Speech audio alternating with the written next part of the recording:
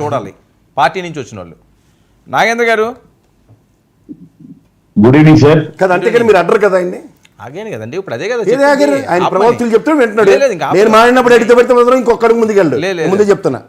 Sorry, ఎవరో మాట్లాడకండి, ఎందుకు వినండి, ఎవరిది వాళ్ళ వెర్షన్ వాళ్ళు చెప్పండి. నాగేంద్ర గారు ఏంటి భూస్థాపితం, తొక్కి నార తీస్తాం, రప్ప నరుకుతాం, ఇటు వెళ్తున్నారు? వర్మ గారు గుడ్ ఈవినింగ్. మీకు ప్యానల్లో ఉన్న పెద్దలకు సోదరులకు అందరికీ కూడా గుడ్ ఈవినింగ్ సార్. భూస్థాపితం అన్నది సార్, ఇప్పుడు రాజకీయ కోణంలో ఆలోచిస్తే తెలుగుదేశం, జనసేన, వైసీపీ ప్రభుత్వాలు వాళ్ళ పార్టీలను అభిమానించే నాయకులు ఎవరు వాళ్ళ పార్టీని కాదని వచ్చి వేరే పార్టీకి ఓటేస్తే ఏముండదు. పోనీ వాళ్ళు భూస్థాపితం చేసుకోవాలంటే వాళ్ళల్లో ఉన్న ఏదో చిన్నపాటి వ్యతిరేకతలు. కానీ దీన్ని ఏ పార్టీనైనా ఒక మాటతో నేను ప్రసాద్ సార్తో కూడా ఏకీపిస్తున్నా, భూస్థాపితం చేయాల్సింది ఏంటంటే ప్రజలు రావాలి. ఆ పార్టీల యొక్క స్వయంకృతాపరాధం 100కు 200% ఆ స్వయంకృతాపరాధము మరియు ప్రజల్లో వ్యతిరేకత వల్లే ఈరోజు ఆ స్థాయికి వచ్చింది 151 to 11. మళ్ళీ ఇంకా మేము ఇట్టే చేస్తాము, మేము ఇట్టే దౌర్జన్యంగా ఉంటాము, ఇంకా 5 ఏళ్ళు అయిపోతే మళ్ళీ మారిపోతుంది, మాకే వస్తుంది అని పగటి కళలు కనుక్కుంటూ ఉంటే ఈ లోపల 100% అంత దూరం కూడా అవసరం లేదు, 1-2 సంవత్సరాల్లోనే భూస్థాపితం అవడం అయితే కరెక్ట్, 100% కరెక్ట్గా. రెండోది ఏంటంటే మీరే తొక్కి తాట తీస్తాము, నార తీస్తాము అంటే ఇందాక చెప్పారు ఆయన, దానికి ఆన్సర్ లేదు. తొక్కి తాట తీస్తాము అని ఎందుకన్నారు సార్? ఎవరినన్నారు సార్? ఎవరైతే యాంటీ సోషల్ ఎలిమెంట్గా ప్రవర్తించి ప్రభుత్వానికి సమాజానికి వ్యతిరేకంగా వచ్చి ఇలాంటి అంటే చేస్తారో వాళ్ళని నేను తొక్కి తాట తీస్తాను, నార తీస్తాను. మహిళలకు అడ్డంగా వచ్చిన వాళ్ళని కానీ మాట్లాడారు. సినిమాలు డైలాగులు, నేను కూడా సినిమాలో చెప్పడానికి వచ్చాడు. అవి ఎందుకు చెప్పారు మరి ఒక సాక్షాత్తు ఒక ముఖ్యమంత్రి కాబోయే వ్యక్తి చంద్రబాబు నాయుడిని నడి రోడ్డులో గాల్చాలి, చెప్పులతో పొరకలతో ఈడ్చి చొక్కాలు తీర్చి కొట్టండి అని నంద్యాల సభలో మాట్లాడలేదా? మరి ఇప్పుడు తొక్కి తాట తీస్తామని దానికే ఎట తీస్తారు ఏమంటున్నారే? మరి ఏమైంది? ఆ రోజు మాట్లాడినాడు కదా, మరి ఇప్పటికే మాట్లాడుతున్నారు కదా. ఇప్పుడు కూడా వచ్చి ఒక ఆయన ఇందాక బాలకొట్టేశారు అన్నట్టు 6 నెలల్లో వచ్చిన 6 నెలల్లో మీరు కలలు గంటే ఎట్ట వస్తాము అని చెప్పి కలలు గంటే ఎట్ట? అప్పుడే ఏమైపోయింది? 10% కదా అయింది, ఇంకా 90% ఉంది. ఆ 90% కూడా మీరు తట్టుకొని నిలబడినప్పుడు మీరు మాట్లాడండి. ఒక 6 నెలల గురించి మీరు మాట్లాడుతున్నారు, 6 నెలల్లో వస్తానే మేము మొత్తం అందరిని అరెస్ట్ చేస్తామని. మీరు 6 నెలలకు ఎన్నికలు ఎదుర్కోవడానికి ఎన్ని 6 నెలలు ఉన్నాయో లెక్కేసుకోమని చెప్పండి సజ్జల గారిని. ఇప్పుడు వాళ్ళు 6 నెలలు వచ్చిన తర్వాత కదా సార్, ఇప్పుడు ఆ 6 నెలలు రావడానికి ఇంకెన్ని 6 నెలలు ఉన్నాయి ఆయనకి తెలియదు కాదు కదా. రెండో విషయం, ఇప్పుడు ఆయన సారీ టు సే సింగయ్య మృతి అన్నారు. ఎస్, ఆయనకి రైట్, ఆయన అడిగాడు బాలకొట్టయ్య గారు. నేను కూడా చెప్తున్నా, సమాజమే అవసరం లేదు, జగన్మోహన్ రెడ్డి ఆయన ఎక్కించినాడని మేము అనడం లేదు.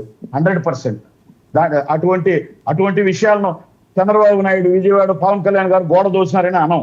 బట్ నువ్వు ఎవరో బస్సులో ప్రయాణికుడు చేస్తే బస్సుదే అది కాదు కదా. నువ్వు ఈ రాష్ట్ర ప్రజలను ఒక తండ్రి స్థానంలో పరిపాలించినటువంటి ముఖ్యమంత్రివి.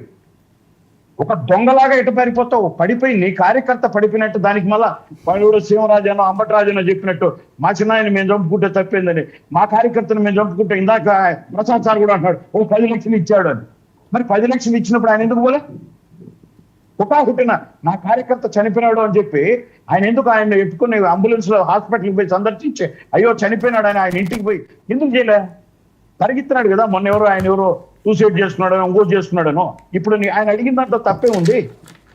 సింగయ్య అంటే ఎవరో మా కార్యకర్త అని చెప్పి నేను అనడంలే, ఎస్సీ అని చెప్పి చిన్న చూపు చూస్తున్నారా? ఆయన అడుగుతున్నాడు కదా, సమాధానం చెప్పాలి కదా. లేదండి మేము కూడా అట్లా అడ్డంగా వాదిస్తే నీకు బాధ్యతగా సామాన్య పౌరుడి కంటే ఇక్కడున్న ఈ నలుగురు ఇక్కడున్నటువంటి ఈ నలుగురు వర్మతో సహా 5 మంది కూడా వాళ్ళ కారు కింద అది జరిగినా దిగి బాధ్యత వహిస్తారు. కానీ ఏమాత్రం 1% కూడా ఒక మాజీ ముఖ్యమంత్రి స్థానంలో ఉన్న మీరు 100% బాధ్యత వహించలేదు. ఓకే దీన్ని 100 బాధ్యత వహించకుండా మీరు వెళ్ళిపోయి ఎవరినో పంపించేసి ఒక 10 లక్షలు చెక్ ఇచ్చేయండి అంటే ఇది నిజంగా ఇది మీరు యాక్షన్ తీసుకొని ఉంటే కోర్టులు చట్టాలు దాంట్లో మనకి ఏంది ఎదుర్కోవడం అని కాదు. నిజంగా నీ దగ్గర హ్యుమానిటీ లేదు, రాక్షసత్వం మాత్రమే నిండి ఉన్నది. అది మళ్ళా వేరే మీ కార్యకర్తనే మీరే చెప్తున్నారు మన కార్యకర్త చచ్చిపోయింది మీకెందుకు అని రైట్ ఓకే అని చెప్పి సార్ Okay. ఒక్క నిమిషం నేను లెట్ మీ ఫినిష్. తర్వాత ఒక్క స్థానం కూడా లేదు అంటే కేసీఆర్ గారు భూస్థాపితం చేసినారు, పోటీలు చేసినారు అనేది మనం పోల్చుకోవద్దు. మరి అదే కేసీఆర్ గారు ఒక్క సీటు కూడా ఎంపీ సీటు గెలుచుకోవాలా, జాతీయ స్థాయిలో భూస్థాపితం అయిపోయినాడు అనుకుందామా ప్రసాద్ సార్? అవును, అలా కాదు. 100% స్ట్రైక్ రేట్ చెప్పేసానండి. పర్సంటేజ్ ఓటు అదే 1/1 వస్తుంది కదా. అదే percentage vote అందుకే చెప్తున్నా నేను సింగిల్ డిజిట్ మీరు పడలే కేసీఆర్. ప్రజలు సార్ లెట్ మీ ఫినిష్ ఒక 30 seconds. మీరు మళ్ళీ అధికారంలోకో లేకుంటే మీ పార్టీని ముందుకు తీసుకెళ్లాలో అంటే మీ రాక్షస ప్రభుత్వానికి 1000 రెట్లు అద్భుతంగా ఎన్డీఏ ప్రభుత్వం నడుస్తుంది. మీరు అటువంటి ఎందుకు ఎన్డీఏకి ఇంత ఆ ప్రజల్లో ఆదరణ ఎందుకని చెప్పి మీ పద్ధతులు మార్చుకొని ప్రజలకు చేరువయ్యే విధంగా వస్తే ప్రజలు ఆలోచిస్తారు. మిమ్మల్ని నేను కాదు వైసీపీ, నేను పోయి వైసీపీకి ప్రాణం పోయిన ఓటేను, తెలుగుదేశం వాళ్ళు సర్లేండి, నాకేద్దరం వైసీపీకి ఓకేనండి. ఓకే నాగేంద్ర గారు చర్చిద్దాం మీ వెర్షన్ చెప్పారు కదా, చర్చిద్దాం. శేఖర్ రెడ్డి గారు ఒక చిన్న సబ్మిషన్ నాకు మీరు నాగేంద్ర అన్నకి బాలకోట గారికి కూడా చెప్పేది ఏంటంటే ఇదే గౌరవ చీఫ్ మినిస్టర్ గారు సిబిఎన్ గారు ఆ రోజు కాన్వాయ్లో ఒక ప్రభుత్వ ఉద్యోగి ఓ 70 సంవత్సరాల పెద్ద ఆవిడ చనిపోయిన ఉదంతాలు ఉన్నాయి. ఇదే పవన్ కళ్యాణ్ గారు అనంతపూర్ పర్యటనలో ఆయన ఫ్యాన్ చనిపోయిన ఉదంతం ఉన్నాయి. మీరు చెప్పినట్టు వాళ్ళు